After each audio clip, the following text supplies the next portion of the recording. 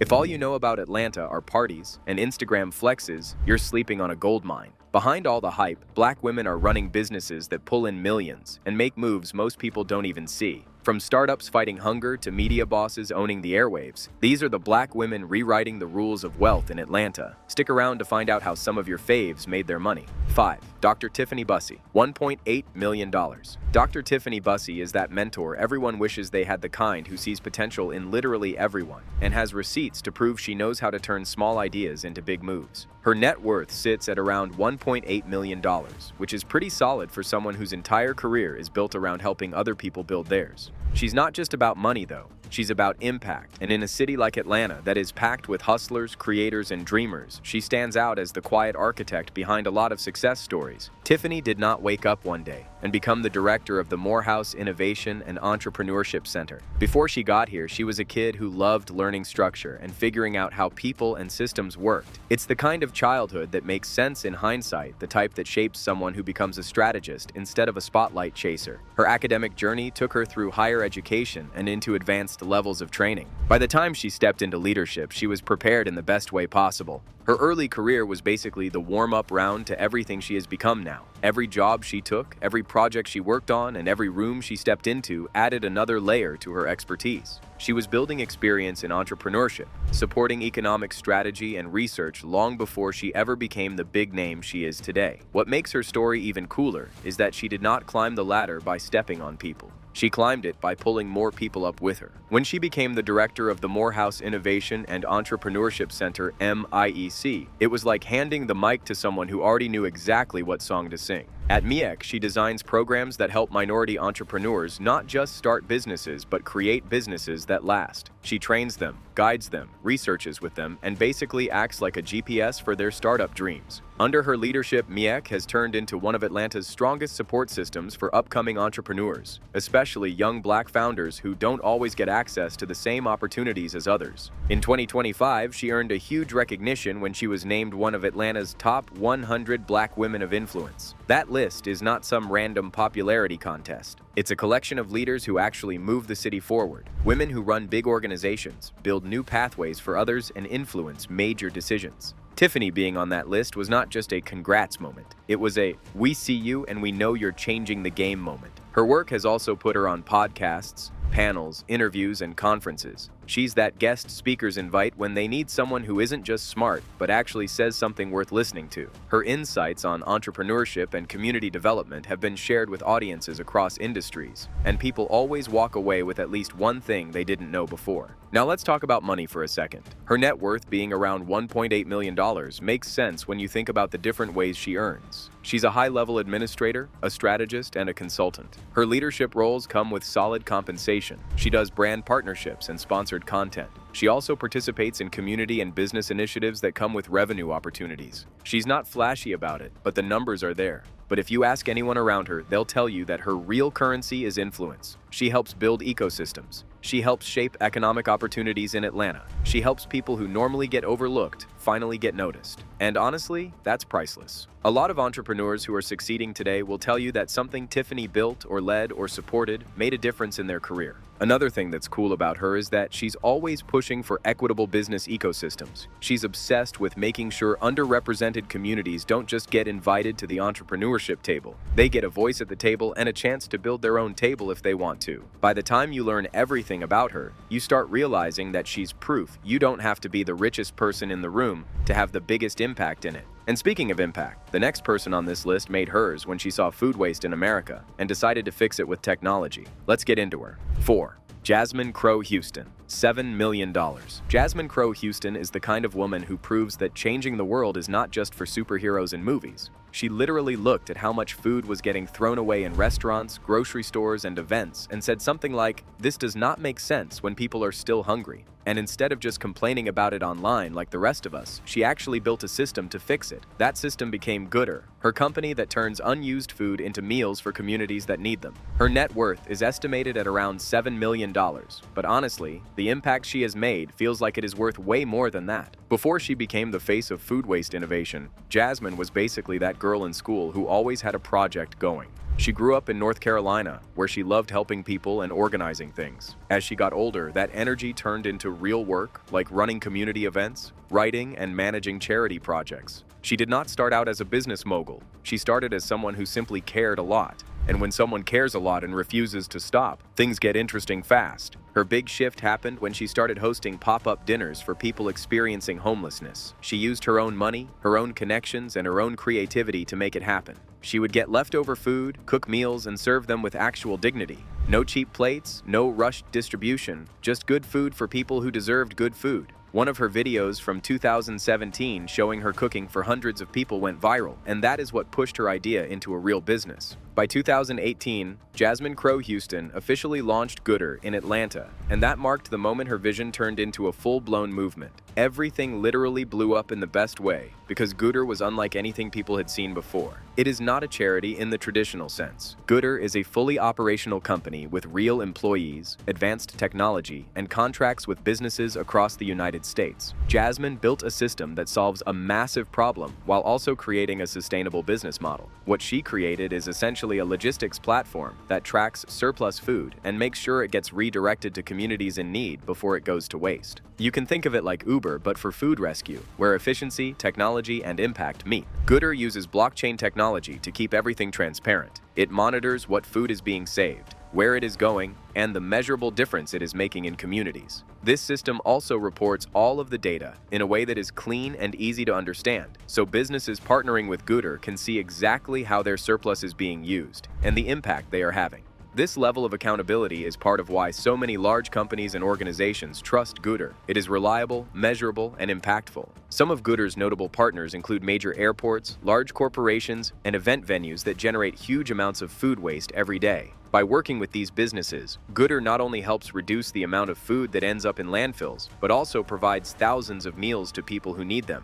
Jasmine managed to create a system that benefits everyone. Businesses save money and improve their sustainability efforts. Communities gain access to healthy food, and the environment suffers less from unnecessary waste. Gooder is a perfect example of how smart technology and social consciousness can combine to create a business that is both profitable and life-changing. Jasmine became a star in the entrepreneurship world really fast. She won awards. She appeared in Forbes. She landed partnerships with celebrities. She even built Gooder grocery stores inside public schools so kids could pick up food toiletries and supplies without feeling embarrassed or singled out. In 2022, she raised millions of dollars in funding, and Gooder expanded to multiple cities. She even helped feed people during the pandemic by organizing large-scale food distribution events that reached thousands of families across Atlanta and other states. But here is the mind-blowing part of this story. Even though she is all over the news and on panels and in interviews, she still moves with the heart of a community worker. She is the kind of CEO who shows up in sneakers and a t-shirt, grabs boxes, and helps distribute food. She never acts like she is above work. Maybe that is why people trust her so much. Her success looks like something anyone could try to build if they had her level of passion, focus, and non-stop energy.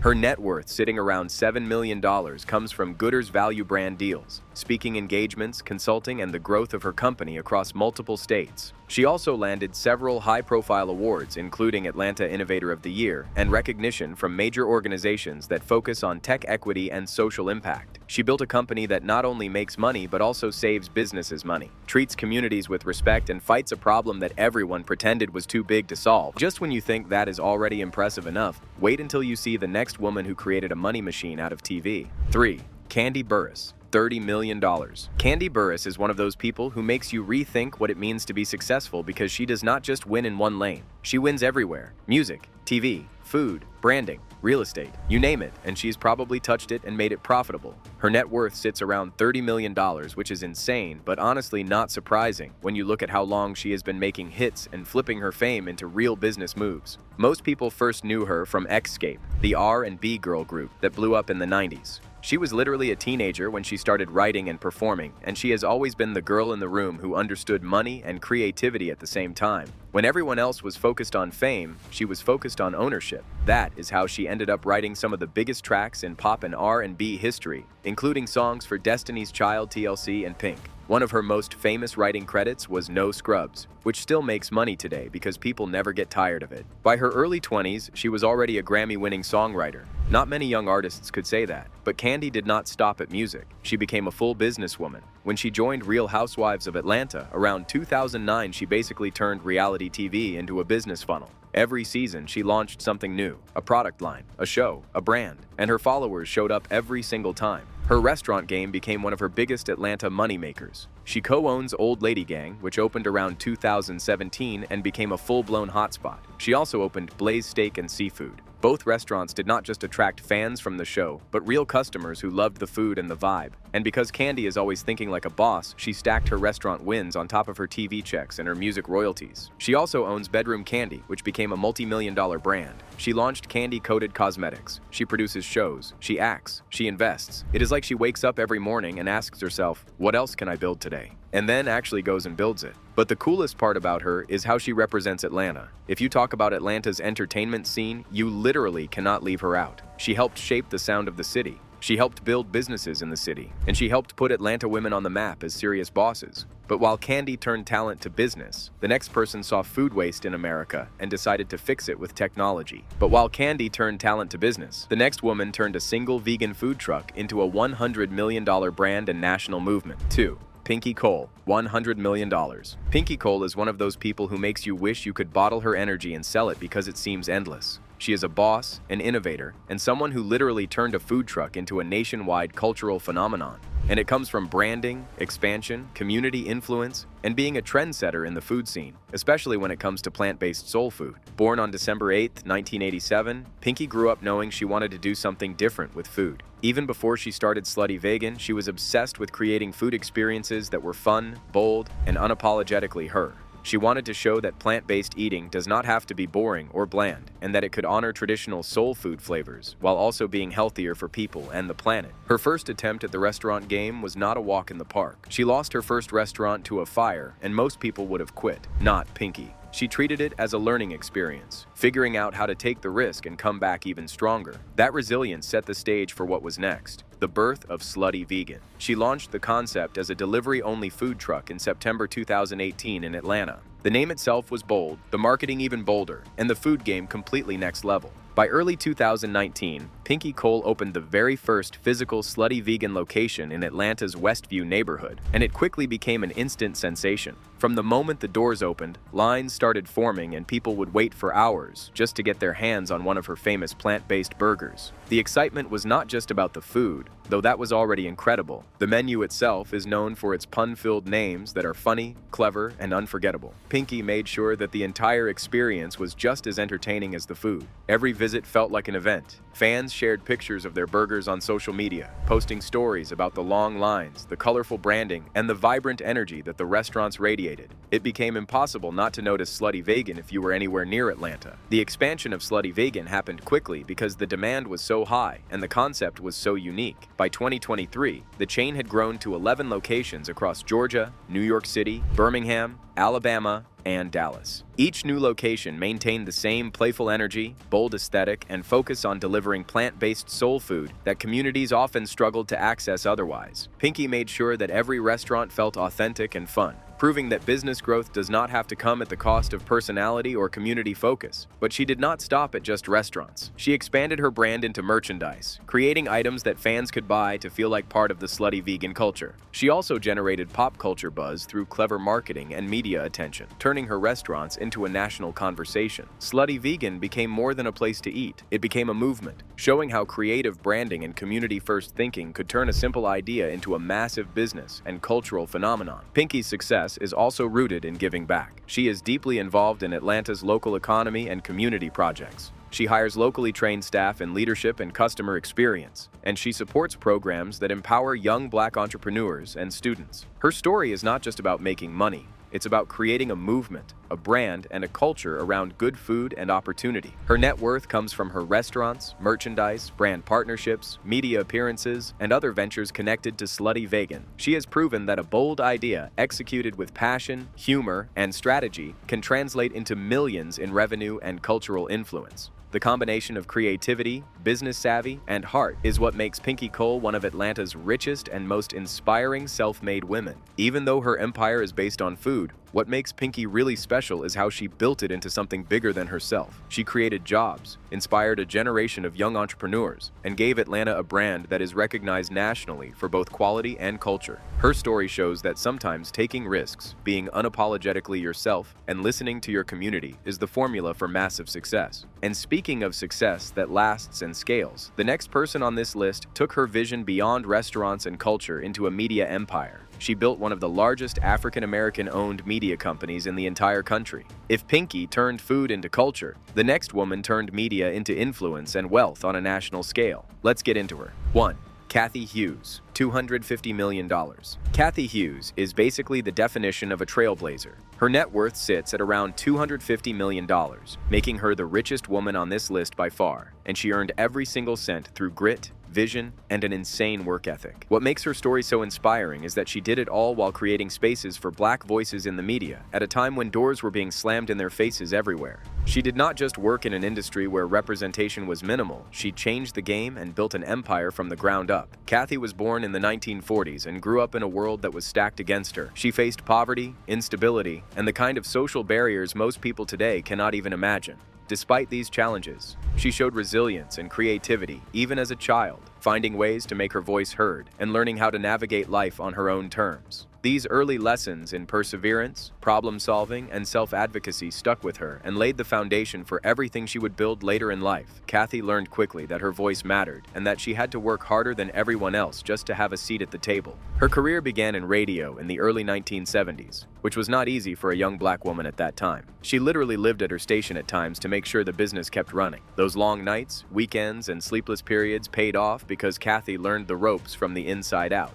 She mastered programming, advertising, management, and audience engagement. By understanding both the technical and business sides of media, she positioned herself to create something no one else had. Her ability to balance the creative side of radio with the hard numbers side of business allowed her to innovate and build platforms that others overlooked. In 1980, Kandi Hughes took a bold step that would change the course of her life and the media landscape for Black Americans. She bought her first radio station and immediately rebranded it to focus on African American audiences. At the time, this was not just a smart business move, it was revolutionary. Most radio stations either ignored Black listeners or gave them minimal representation, and Kandi saw an opportunity to create programming that spoke directly to their culture, interests, and everyday lives. She understood that Black communities had been largely overlooked in the media, and that there was enormous potential to build content that was authentic, engaging, and meaningful. Kandi's vision went beyond just playing music. She curated shows that addressed social issues, celebrated Black culture, and gave a platform to voices that were otherwise marginalized. From that first station, her empire began to grow.